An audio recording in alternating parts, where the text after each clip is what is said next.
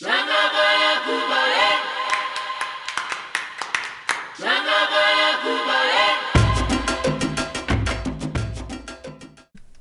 of the really interesting things to start to happen during Neolithic Europe is the emergence of megaliths. And megaliths are simply large stone monuments. So recall that Europe was under ice for hundreds of thousands of years. So as the glaciers started to retreat, they left massive boulders and just tons of different kinds of rock. And a lot of this was cleared for farming, but some of the stones were raised as monuments beginning as early as around 6700 BP. Now, about 50,000 of these megalithic monuments exist today, and they're primarily restricted to the coastal areas of the Atlantic, North Sea, and Mediterranean. There have been a lot of stories about the megaliths, people trying to explain how they were created, and it does seem like the early Christian church kind of feared the megaliths, so because they were associated with heathens, so they destroyed quite a few of the megaliths themselves. But one of the kind of early documented stories or written down stories about the megaliths came out in 1532 by a French author by the name of Francois Rabelais in his novel Pantagruel, and he suggested that giants set up these megaliths as a banquet table, and then scholars could climb up there and carve their names for posterity. Some people thought that the menhirs, which we're going to talk about in a second, were the fingers and teeth of giants, and I think when you see those, you'll kind of understand why. Other people thought the megaliths were associated with fairies and witches. We're going to look at a picture of the stones at Karnak, but many people believed that they would march down to the ocean on Christmas night for a drink. Other people believed that the stones contained living beings, and they would often then pay respects to these stones so that they wouldn't offend the beings. Some believed that the stones were associated with white magic. So here's an example of a menhir, or a standing stone. And one of the reasons that they thought there was magic associated with them, particularly fertility magic, is because many of the menhirs are quite phallic in nature. And so people believed that they would make themselves a good lover and fertile and have good health by maybe like rubbing their bellies on the phallic stones and so forth. Now, the Christian church began to incorporate some of the megaliths into their own rites, and it was a way to tie old and new beliefs together. The Christian church, realizing it would be difficult to get people to give up their old ways, just kind of incorporated a lot of the pagan beliefs or holidays and some of their rituals into Christianity, and that's why we celebrate Christmas around December 25th, because that's close to the Yule celebrations of the old pagans. Here we can see a menhir where a cross has been carved into the top of it, and so that allowed the church to kind of take over these sacred areas of the pagans, helping them to kind of make this switch to Christianity. So let's look at the megaliths in a little bit more detail. There are three types of megaliths, and the first one we're going to talk about is the menhir, or the standing stone. Now, sometimes there's a single standing stone, sometimes there are many standing stones together. The largest concentration of menhirs is in Brittany, France, and menhirs are the first type of megaliths to be constructed.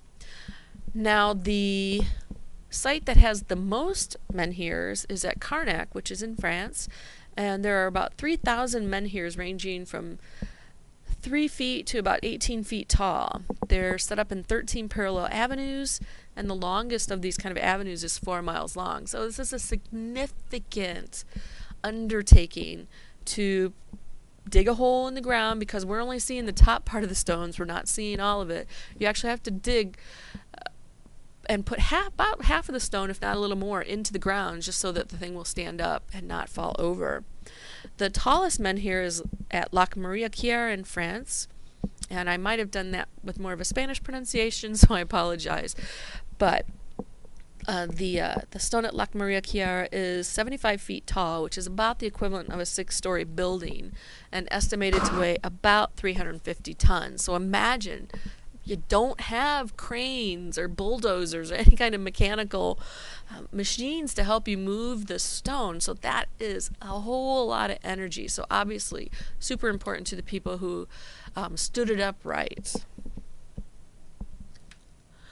Now, there have been quite a few experiments trying to figure out how the Neolithic peoples set these menhirs in place. This is actually a graphic from a documentary where they were trying to recreate some of the stones from Stonehenge. So they believe it could have been done by getting a whole lot of people pulling on these stones using ropes, but the stones themselves sitting on logs to roll it across the ground. But still, it's a huge undertaking. As you can see here, quite a few people just to pull one stone, and these aren't even as big as some of the ones we just saw in the picture before. The second type of megalithic monument is the dolmen, which is a megalithic tomb. And these are usually a chamber with a roof over it. The large stones create the chamber, and then another large stone set on top, and generally speaking, these were mounded over with earth. Some people suggest that these dolmens are actually recreations of the longhouse, so they represent the longhouse. There are 3 types of dolmens. The earliest type is a barrow, or which is a single burial. So this was a long tomb covered with earth, and these are kind of the forerunner to the gallery graves, which we're going to talk about in a second. But first, we're going to look at the passage grave. And exactly like it sounds, there's a long, narrow passage, as you can see here. It's the entrance, and a long, narrow passage before we get back to the actual burial chambers themselves. And we generally see multiple burials back in this chamber. And then the third type is the gallery grave, and this is a long tomb. You can see again the entrance here, and then we have like these galleries on either side, and we also see multiple burials within the gallery graves. What is kind of interesting is that grave goods are pretty uncommon, and when we do find them, they're usually with pottery or in pottery found at the entrance, to the tombs themselves. It does appear that bodies were prepared before interment so that the flesh was removed. Either somebody defleshed using a knife, or they were allowed to decompose naturally. And then the bones were placed in the tombs. And we know they use these over long periods of time because we find burials or the bones were not interred at the same times. And oftentimes some burials would be pushed aside and another one laid in. Now, the last type of megalith we want to talk about are the henges, also called cromlechs, and these are circular monuments. Now, most of the ones that have survived are of stone, although we do have some evidence of some wooden ones as well. They're usually encircled by a bank or a ditch. The largest is at Avebury in England. It's actually large enough for a small village to sit inside of it. Now, there are hundreds of henges in Great Britain, but of course the most famous one is Stonehenge, and in Salisbury, England. And this was constructed in 3 stages over 1,000 years. So between 4950 and 4000 BP is when we see Stonehenge constructed. Now, there's actually a lot of new information coming out from this particular area. I'm going to touch on a little bit of it, but not too much of it. The first stage was a circle of large stones, and then this was surrounded by a circular bank and ditch. And then later on was the avenue was added, so the avenue is up here, and the crescent arrangement of stones in the center was added in the second stage. And then the last were the actual trilithons, which is the distinctive standing stones of Stonehenge.